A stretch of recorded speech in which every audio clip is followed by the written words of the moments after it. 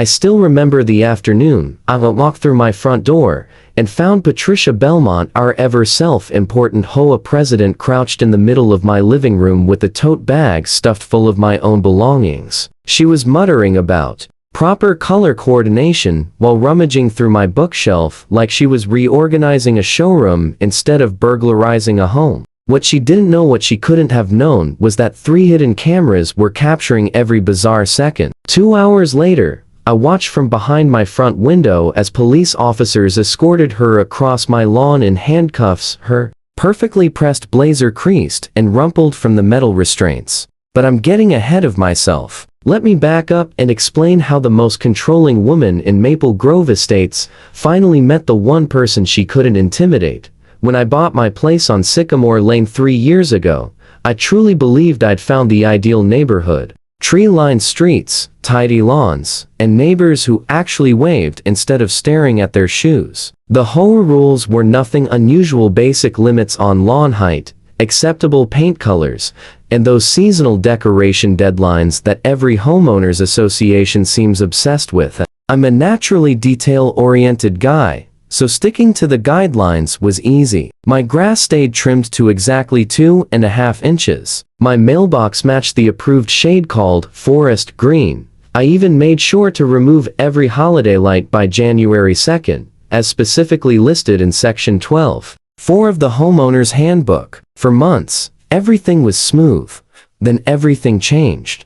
Patricia Belmont was elected HOA president 18 months ago, and from that moment, the world flipped upside down. Patricia was a real estate agent in her early 50s, with an inflated sense of authority and a personality sharp enough to cut glass. She treated the neighborhood like her personal fiefdom. Within weeks, she began issuing violation notices for things that weren't remotely part of the rules. My neighbor got written up because his doormat was excessively whimsical.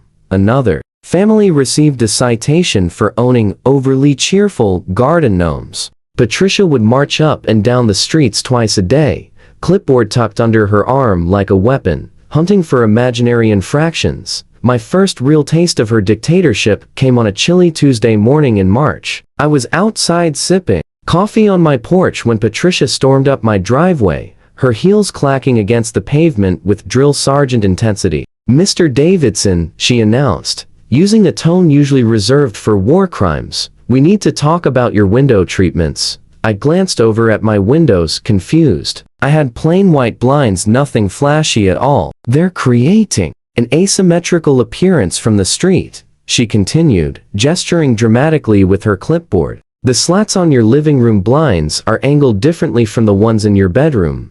At first, I honestly thought she was joking, but when I realized she wasn't, I tried to reason with her. "Patricia, there's nothing in the HOA rules about blind angles. I've read the entire document twice." Her face went tomato red, and she jabbed her pen toward me like she was about to write a citation directly on my forehead. "The guidelines clearly state that homes must maintain a harmonious appearance. Your blinds are disrupting the visual flow of the entire block." That was the moment I knew Patricia wasn't just strict, she had lost touch with reality. Over the next few months, the violations escalated. I received a warning claiming my porch had excessive decorative elements, referring to a tiny wind chime my daughter made in art class. My flower pots, plain terracotta pots identical to half the ones on the street, were suddenly inconsistent with neighborhood aesthetics. Every notice came with bolder threats of fines, and Patricia began loitering on the sidewalk in front of my home, snapping photos and scribbling notes on her beloved clipboard. The turning point came in early June, when little things around my home started changing. One morning, a wind chime vanished entirely. A week later, I came home to find my flower pots rearranged in what Patricia must have considered a more appropriate layout. Decorative stones I'd placed around my garden bed were mysteriously gone. At first, I chalked it up to my imagination. Who really suspects their HOA president of breaking and entering? But then I found a note taped to my back window. That read, "This frosted glass is not approved," written unmistakably in Patricia's sharp handwriting. That was when I knew it wasn't paranoia someone was coming onto my property. I mentioned my suspicions to my neighbor, Robert Kessler, who lived 2 houses down. His eyes widened, and he leaned in close. "You too?" he whispered. I thought I was losing it. Last month, my wife's garden flamingo disappeared, and we found it in our trash can 3 days later. Our gate was locked. Someone climbed over or picked the lock. Hearing that confirmed everything I feared. Patricia wasn't just sending hostile letters, she was trespassing. Installing security cameras became a no-brainer. The day after talking with Robert, I ordered high-definition cameras with motion detection and night vision. I hid one in my living room, disguised as a decorative vase on the bookshelf. Another went into the kitchen disguised as a smoke detector. The third I mounted under the eave outside, where it captured both my front and back doors. All were connected to cloud storage so the footage would be saved instantly. For 2 weeks, nothing happened. I began to wonder if maybe Patricia had backed off or at least found a new victim. Then June 23rd arrived. I was in a client meeting downtown when my phone buzzed with a motion alert. I dismissed it, assuming it was a delivery guy or maybe the neighbor's cat. But then another alert came, and another. By the 5th alert, I quietly stepped out of the meeting and opened the live feed on my phone. My stomach dropped. There was Patricia wearing dark sunglasses and her hair pulled back into a tight bun, looking like some deranged suburban spy cutting through my back gate with bolt cutters. After breaking the lock, she crept into my backyard, walked straight to my kitchen window, and pulled a thin piece of metal from her pocket. She jimmied the latch with practiced ease. Within minutes, she had the window open and was climbing into my home. I didn't hesitate. I dialed 911 immediately. My hands were shaking as I tried to explain everything to the dispatcher. "Someone is breaking into my house right now. I'm watching it on my security camera. It's the HOA president from my neighborhood." I could practically hear the dispatcher's confusion through the line, probably wondering why on earth an HOA president would be committing a burglary. But when I stressed that this was happening live, she immediately dispatched officers to my address. As I sped home, I kept the camera feed open on my phone. Patricia wandered through my house with the casual entitlement of someone browsing an estate sale. She opened drawers, cabinets, and bins with unbothered confidence. She had brought a huge tote bag embroidered with Maple Grove HOA, and she began loading it with whatever she decided counted as violations. My daughter's wind chime was the first to disappear into the bag. Then she grabbed the decorative cushions from my couch, because they were apparently the wrong shade of beige. She even plucked a small succulent from my kitchen windowsill, scowling at it before tossing it in as it had personally offended her. What made the whole thing even more surreal was the way she documented everything. She pulled out her phone and took photos of each item before confiscating it, pausing now and then to type what I assumed were notes bitching about the violations. At one point, she actually sat down at my dining table, grabbed my pen, and filled out a stack of violation notices, which she neatly arranged on my coffee table like she was staging a crime scene. She was literally creating paperwork to justify stealing from me. I reached my street just as 2 police cruisers rolled up to my driveway. Officers Davis and Chen stepped out, and at first, they looked skeptical when I breathlessly explained that the HOA president was, at this very moment, inside my house, stealing my decorations. But skepticism quickly turned into shocked understanding when I showed them the live feed on my phone. "Sir, stay in your car while we handle this," Officer Davis instructed, reaching instinctively for his radio. "This is an active burglary. We don't know if the suspect is armed or dangerous."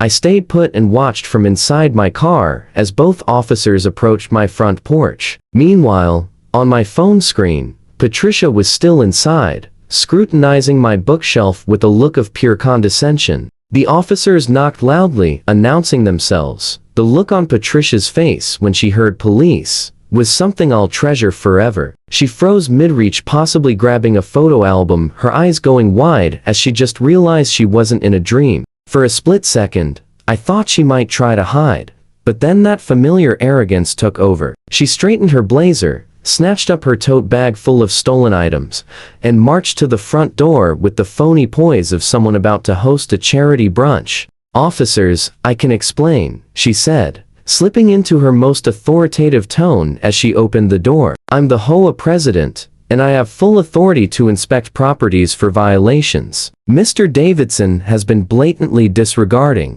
our community standards, and I was simply documenting the infractions." Officer Chen's eyebrow shot up. "Ma'am, are you admitting that you entered this residence without permission?" Patricia's certainty flickered. "I didn't break in. I used my authority as HOA president to conduct a necessary inspection." What happened next felt like watching a courtroom drama unfold on my lawn. Officer Davis asked Patricia to step outside, which she did while clutching her overflowing tote bag as if it were evidence of righteousness instead of theft. When he asked her to show them what was inside, she scoffed, but handed it over. Out came my daughter's wind chime, my cushions, my succulent, even a little wooden sign from my hallway that said, "Home Sweet Home." She had taken that too. "These are all HOA violations," she declared confidently, as though she'd solved a grand mystery. "I removed them for the good of the neighborhood." Meanwhile, Officer Chen pulled me aside. "Sir, let me confirm some details. This woman does not reside here, correct?" I confirmed she didn't. "And you did not give her permission to enter?" I shook my head firmly. "Does she have a key?" Another no. "So she forced her way through your gate and broke in through the window." I played the footage for him, and his expression hardened instantly. "Sir, this is breaking and entering, burglary, and property damage. We'll need full copies of the footage for our report." Then came the moment I'll never forget. Officer Davis informed Patricia that she was under arrest. Her face cycled through 3 different shades: red, white, then a kind of blotchy purple. "You can't arrest me," she screeched, her voice rising with pure panic. "I'm the HOA president. I was doing my job. This is absolutely ridiculous." But Officer Davis was already pulling out the handcuffs. "Ma'am, turn around and place your hands behind your back." Seeing Patricia Belmont, the tyrant of Maple Grove Estates, being handcuffed in my yard while my neighbors peeked through their blinds was immensely satisfying. As they escorted her toward the squad car, she continued shrieking about property values and community harmony. "You don't understand," she yelled at me over her shoulder. "Your blinds, your decorations, they're ruining the entire aesthetic of this block." And all I could think was, she really believed that. Officer Chen assured me they'd need a full statement and copies of all my security footage,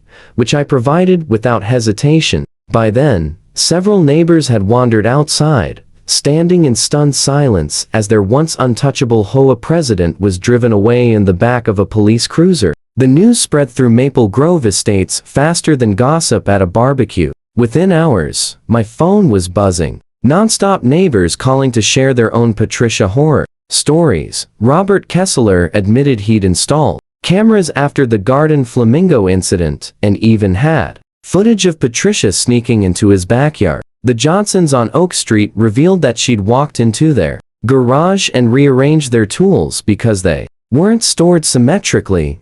And gentle old Mrs. Patterson finally confessed that Patricia had let herself into her home under the guise of checking for safety hazards but had actually taken pieces from her prized ceramic cat collection. By the next morning, the local news had scooped up the story. HOA president arrested for breaking into homes made for a sensational headline, especially once reporters got hold of the security footage. The clip of Patricia climbing through my window with her HOA tote bag went viral almost instantly. Someone even turned her mugshot into a meme with the caption, "When you take your job way too seriously."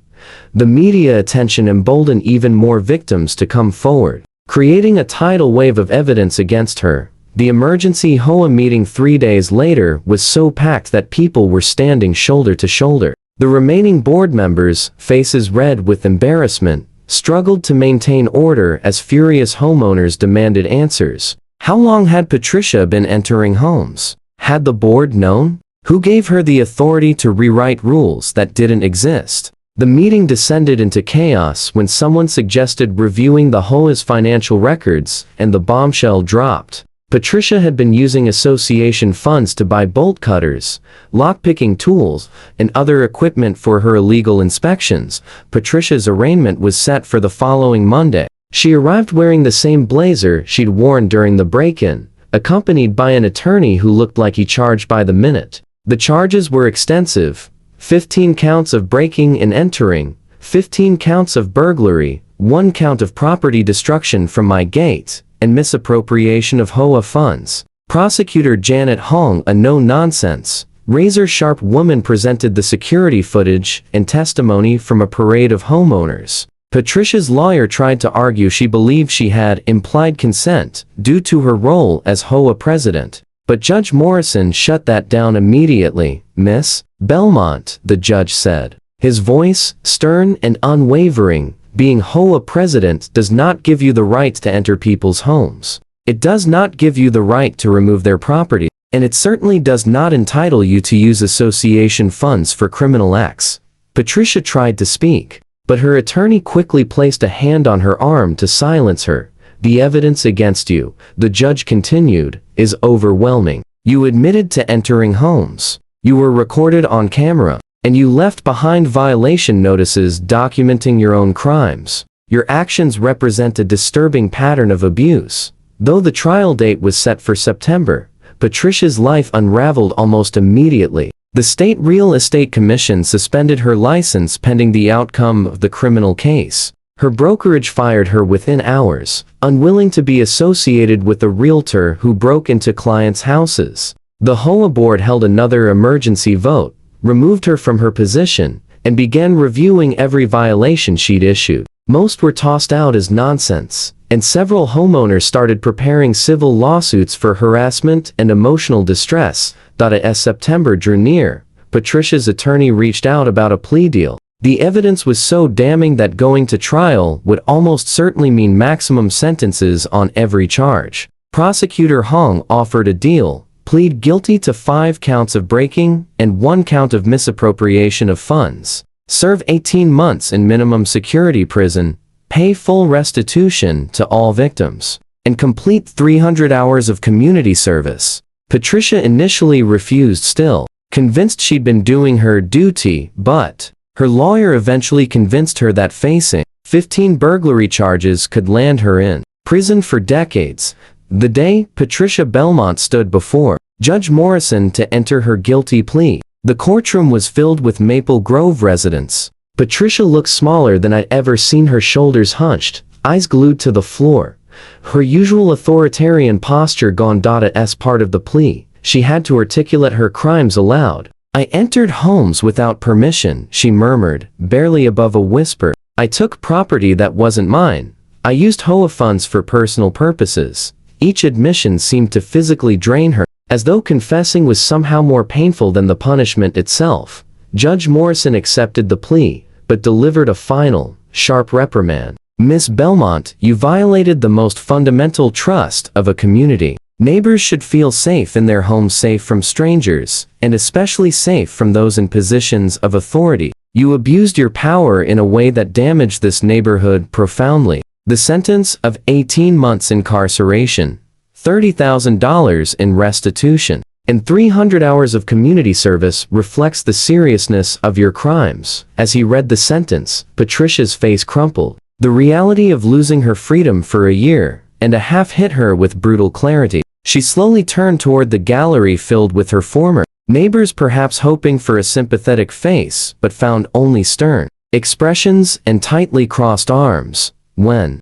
the bailiff stepped forward to escort her into custody, Patricia finally broke down in tears. Her carefully styled hair fell loose as she shook her head, sobbing in disbelief. The woman who had terrorized Maple Grove Estates for 18 months was led away in handcuffs, finally forced to face the consequences of her obsessive need for control.